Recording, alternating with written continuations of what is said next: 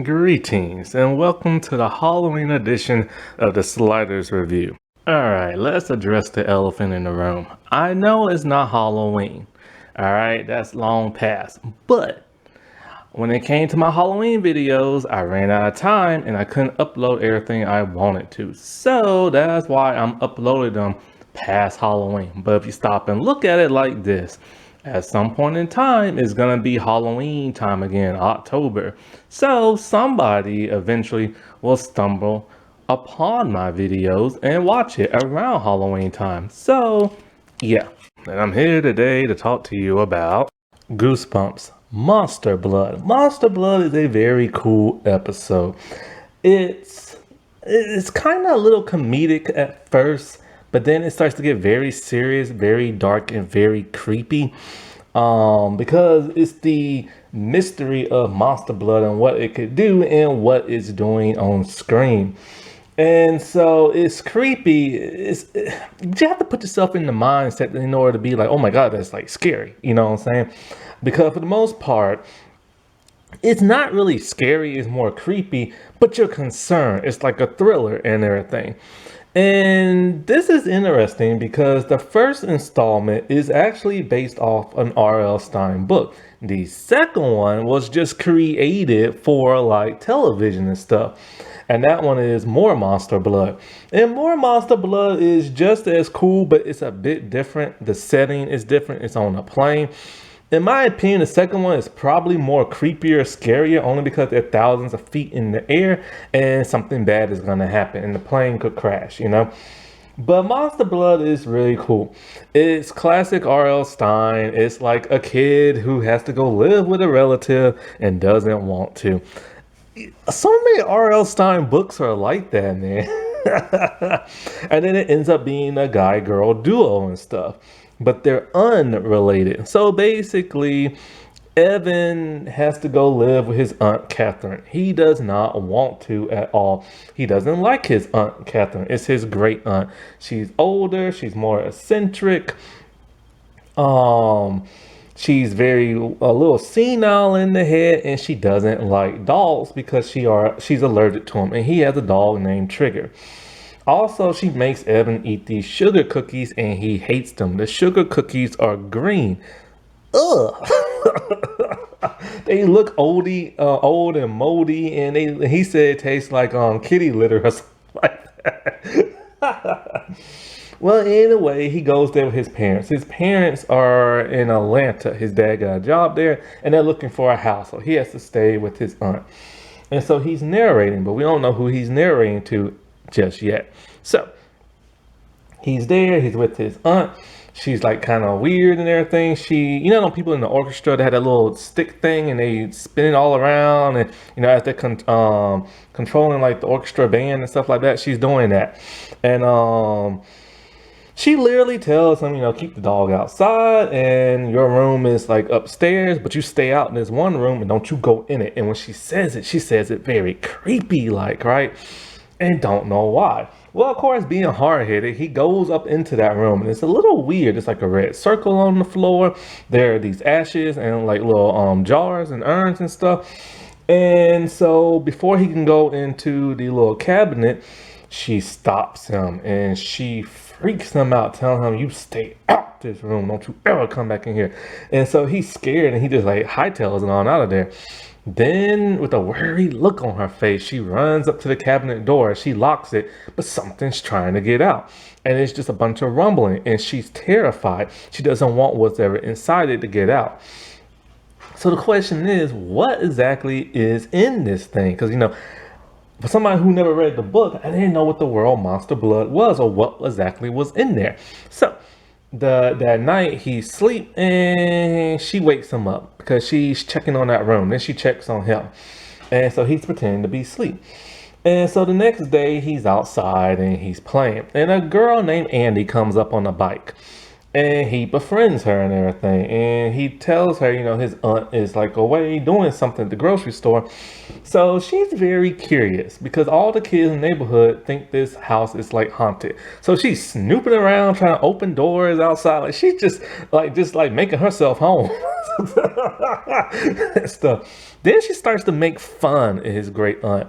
And he's going along with it, which is totally messed up. He's like, she's so old in that old car and she's so weak. And he's just going along with it. Like, how rude is that? Like, he's just ripping on his great aunt just to fit in and everything. That's like totally messed up. And then he tells her, like, how he went in that room and how she made him get out. So she wants to see what's up in that room. And he's very, very hesitant. But she baits him into doing it by making fun of him. So they go in there. And it's really weird. And they open up the cabinet. And I thought the cabinet door was locked, but I guess not. So they find all kind of weird stuff that look like it belongs to like a witch's coven. And then they find a jar named Monster Blood, and it's like this teeny tiny green ooze type stuff in there that's kind of clumpy. When they open it up, something weird happens. A flash of light and green mist comes out, and a cat mysteriously appears. What is the significance of this cat? And so, like, he realized that this stuff is kind of rubbery, like gack and everything. So he takes it out and he just rolls it up into a ball and he throws it into the room and it bouncing off the room like gack and everything. And they think it's so cool they're gonna take something and play with it. So they divide it up in half, and he's worried because he's all like, "What if my aunt finds out?" And she's like, this thing ain't been opening forever, and we're gonna put it back after we're done playing with it." Well, his aunt shows up, so she goes outside and she stalls while he's trying to put it back in the cabinet. And so when she's trying to stall, like his great aunt, like she tells him like, "Oh, my name is Andy. I'm Evan's friend." She's all like, "Evan's friend? Are you related to the Chicago Evans friend?" Like, and I'm just kind of like, "Whoa, man." She's a little demented in the head and stuff. Not making fun of people who have dementia, but she's very senile in the head and stuff. And so like at some point, like she keeps giving Evan more sugar cookies, and he hates it. I love the look on his face every time he has to eat one. It's what he get for making fun of her and going into a room he has no business going into. So like the next day, Andy comes back and she's just kind of like, "Oh, no, wait." The next day they start playing with it outside, right? And so he bounced it on the ground, it went up into the sky and it hit the ground again. And Trigger, the dog, ate it. So then Trigger starts to act like he's sick. So they think he's dying and everything, but he's totally okay. Well, at some point in time, after she feeds him the sugar cookie and everything, the next day, Andy comes back. And Andy is scared. Why? Because she asked him straight up, "Have you checked on your monster blood?" Now, he put his under the bed and we see it bubbling and growing.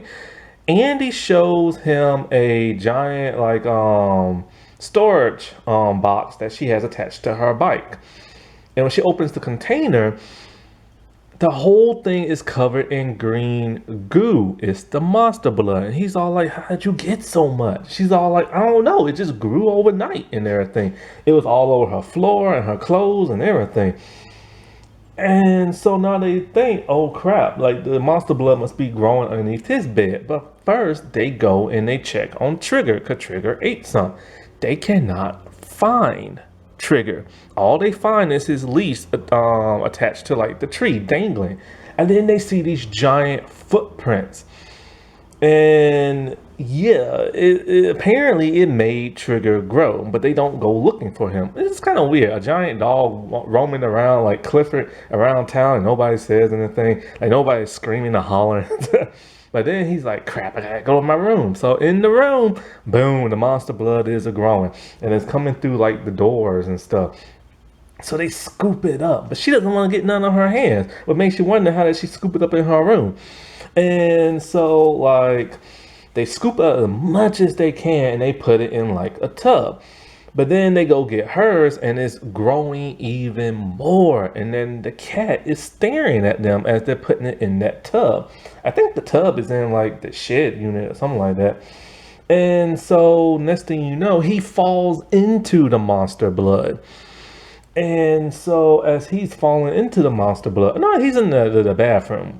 They put it in something in the shed, I remember. But anyway, they're in the bathroom.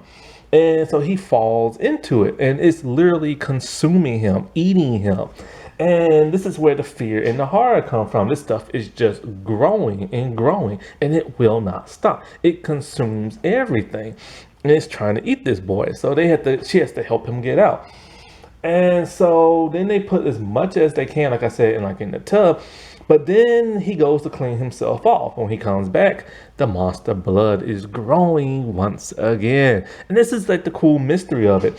It's the idea of what the heck is this crap? And what all will it do to somebody? We already know it tried to eat him and it made Trigger giant, but we ain't seen Trigger yet. So his aunt comes back and boom, they caught. And so she's all like, I told you never go into that room, blah, blah, blah, blah, blah, blah, blah, stuff like that. Then next thing you know, she sees the cat on the staircase and she's terrified. She's terrified of this cat. But why? And then the cat turns into a woman wearing a black dress. And it turns out this woman is a witch. And she forces the aunt to tell them what happened. 30 years ago, she took her on as like room and board. But then she found out that woman was involved in witchcraft. So they fought. But then the woman stepped into the monster blood and then it consumed her. She scooped it up and put it in the cabinet. I hope nobody would never find it. Now, when the witch, Sarah Beth or whatever, got consumed by the monster blood, she was wearing an all leather outfit with pants. Now that she's back in the flesh, now all of a sudden she's wearing a black dress. So that don't make no sense. And so like she tells them, this is my monster blood. Oh, I'm gonna do some bad stuff and blah blah blah blah blah and blah blah blah blah. So next thing you know, they hear rumbling. What is it? It's the dog Trigger. He comes supersized like Clifford, and he's barking through the window. And Evan's like, "You get her, Trigger. You get her." Now this woman is terrified of a giant dog. He busts open the door and he's scratching, trying to get to like the woman. And what happens as the monster blood is growing through the house? She steps in it again. So it consumes her, but then it disappears and everything. So it's kind of weird. It just disappears out of nowhere and Trigger is now back to normal size. So it's kind of like, is the monster blood gone? Well, we find out who he's narrating to. It's a boy on a plane and everything. He's telling him everything that happened named Curtis. And Curtis all like, oh man, if that stuff would have got like on your shoe, it could probably take over the world. Well, in the storage part of the plane, we see Trigger, right? And Trigger is scared. He's barking at something. We see the monster blood and Evan's like suitcase growing, just oozing out. And it's like, oh crap. Monster blood is out and they're on the plane and it says to be continued. And I was just like, oh man, like what's gonna happen next? And of course, that's when they made their own episode up. And I gotta say, Monster Blood is pretty cool. I just like the way it oozes out. It was a pretty cool special effect. I like when it bounces around. That was a cool effect. But the idea of what it is and what it does is fascinating because it changes slightly in the next installment. Now, that doesn't make no sense. They say you have to scoop all of it up because if you leave just a little bit left, it will like consume and grow. Well, there's tons of it splattered everywhere. There's tons of it on Evan's clothes. There's tons of it in like the little shed unit. There's tons of it outside that spilt. There's tons of it in Andy's room closet. So they didn't scoop it all up. And plus, if you touch it, it just don't make no sense. When Evan scooped it up, he had it on his hands and stuff. It didn't try to eat him. It only tried to eat him when it was in the tub. And so it's a little errors, consistency here and there. But as long as you don't think about it, it won't really bother you, That wasn't that spooky. All right, well, I shall talk to y'all later. Bye.